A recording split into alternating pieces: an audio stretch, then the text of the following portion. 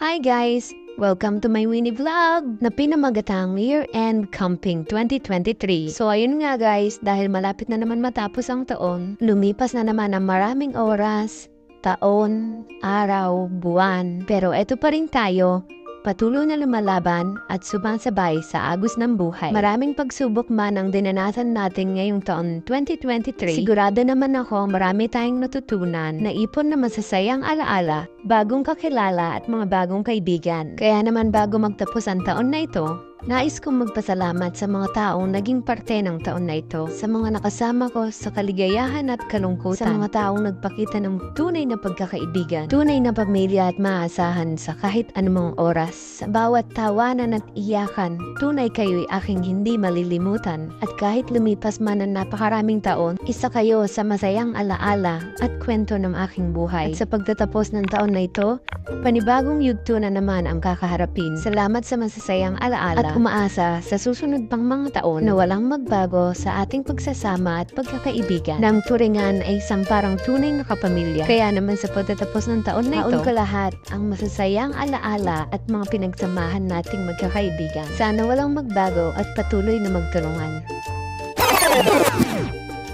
Oops! Tama na, madaming drama. Let's go and enjoy the camping.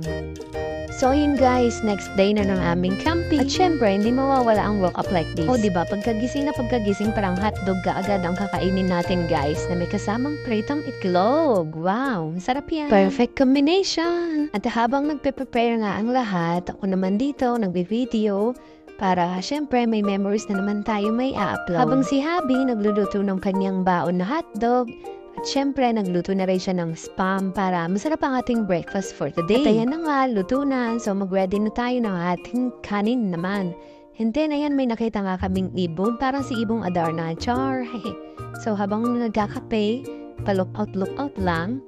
And then, ayan, luto-luto lang sila. And hi lang. At saka kwentuhan, maritesan. Ganun lang po ang aming ginagawa dyan.